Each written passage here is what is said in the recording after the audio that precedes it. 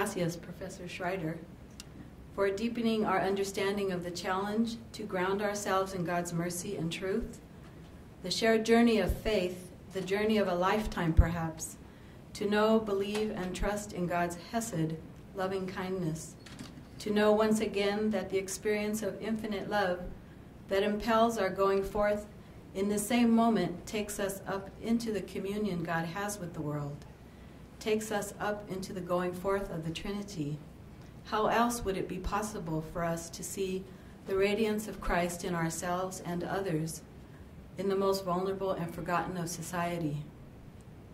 And congratulations, felicidades, to you, Cardinal Francis George, for this recognition of your ongoing pastoral and intellectual leadership in church and society.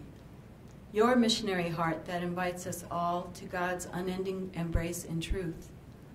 Thank you as your life witnesses to what Professor Schreider has illuminated and more.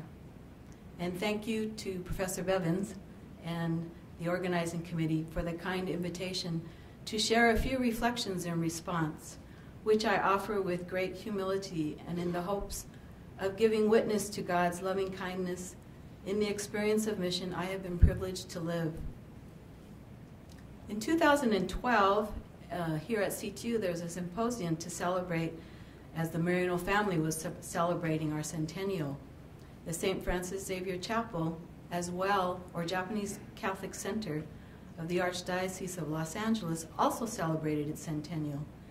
It began as one of only 2 missions established by Maryknoll in the continental United States before World War II. My father, of a Buddhist family, was one of the first baptisms and found home in this faith community throughout his life, whether in Los Angeles, Manzanar, one of the 10 internment or detention camps for Japanese Americans during World War II, or here in Chicago, where he resettled, met my mother, and began raising our family. Ultimately returning to California, they raised 5 of us as part of the parish and grammar school, together known simply as Maryknoll to us, where we were nurtured in faith and community. My faith journey eventually led me to join the Maryknoll Sisters and to share life with the Aymara people of the southern Andes of Peru. When one leaves the physical setting of a community, there is a sense that one has indeed left the community. Yet I've realized that it is really that one has been sent out from the place, but the community is within you. As community, we not only live among other selves, but they live in us and we in them. The place and people leave its imprint on you, as it is the place where grace was and is experienced, the indwelling of Christ. Wherever my faith journey has taken me, I have only come to know and appreciate my roots in the faith community of the humble little chapel on Hewitt Street in Little Tokyo, Los Angeles, ever more deeply, and have only felt more and more a part of its faith experience through time of the embrace of God's infinite love and the going forth to share from this communion. This led me to further commune with God's people of the world. However, I had expected a barrenness of difference as my greatest challenge in entering the unknown world of the Aymara people, who live at 12,000 feet above sea level. Yet, instead of an estrangement due to our differences, I experienced a deep connection in our mutual vulnerability, solidarity, and friendship. With their deep faith amidst precarious times, these were the terrorism years. They revealed how to create and empower life itself in the midst of suffering and oppression. Instead of otherness, they recognized and embraced me as another. They taught me how to live with the earth and each other, how to be afraid and fearless at the same time, how to feel hurt and anger, how to heal and forgive, how to celebrate and dance, how to embody joy and trust in each other, and how to embrace those who have labeled you the other. The Aymara people revealed the depth of spirit in their tenacious hope amidst suffering, sustained by their deep popular religiosity and practices of collective remembering.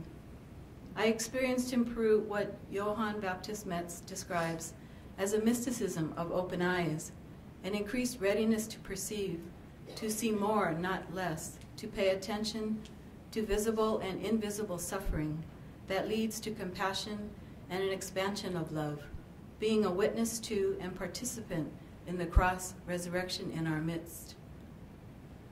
This in turn would lead me back with new appreciation to the faith community I was raised in, and freed me to reconnect to the collective memory of suffering and hope in my own unknown world, of the Japanese American detention period, of the generations of my parents and grandparents, to see the hidden face of God in my own history that illuminates an interreligious strength, wisdom, even joy amidst the hardship and suffering. Popular religious practice among the Aymara relates profoundly with the earth. Land holds memory and is embedded with spiritual resonance through regular pilgrimages, prayers, and rituals.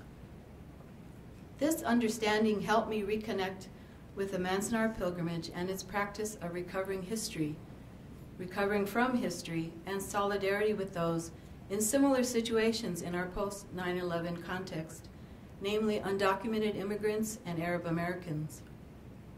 Time is too limited here to go into much more detail, however. Please excuse the commercial. I invite you all to participate in the C2 summer course I'll be teaching in 2015, where I will explore the spirituality of reconciliation through these pilgrimages.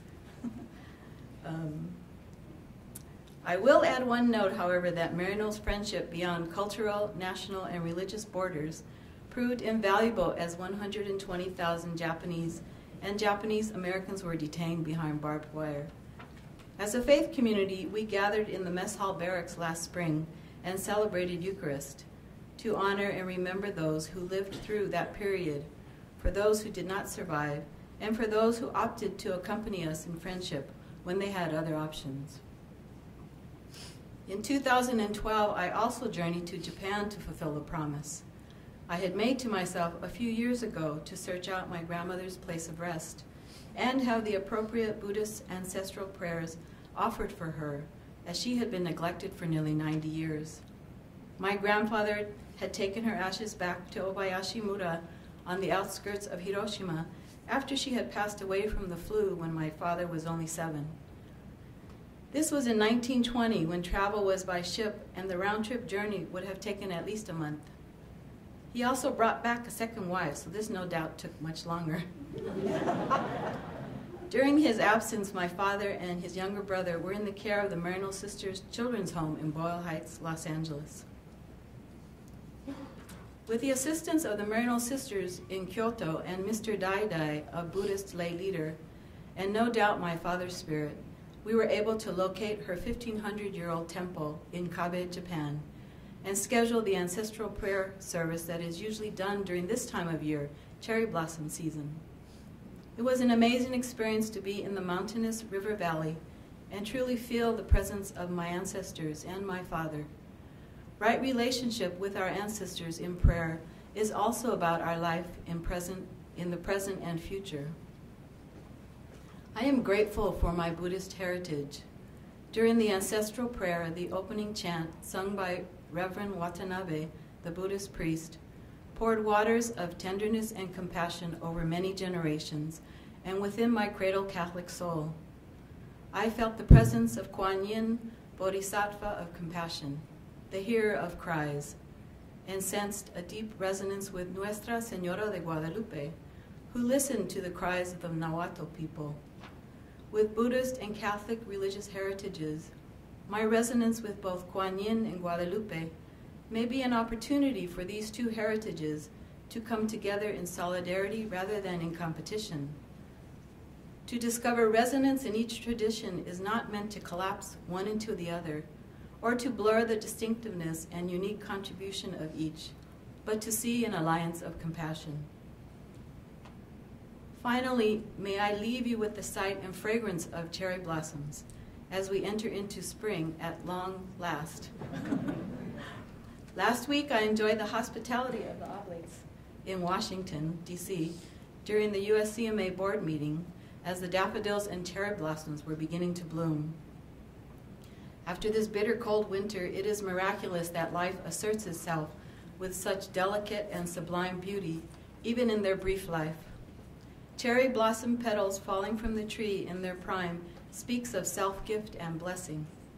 The 1,000 cherry trees gifted to the U.S. from Japan in 1912 line the tidal basin in D.C., and the Cherry Blossom Festival draws thousands to celebrate the beginning of spring and the appreciation of life itself. One of my parents' wedding gifts, still on the wall in their house, is a small metal cross juxtaposed over a lacquered wood circle with Mount Fuji and cherry blossoms in the background.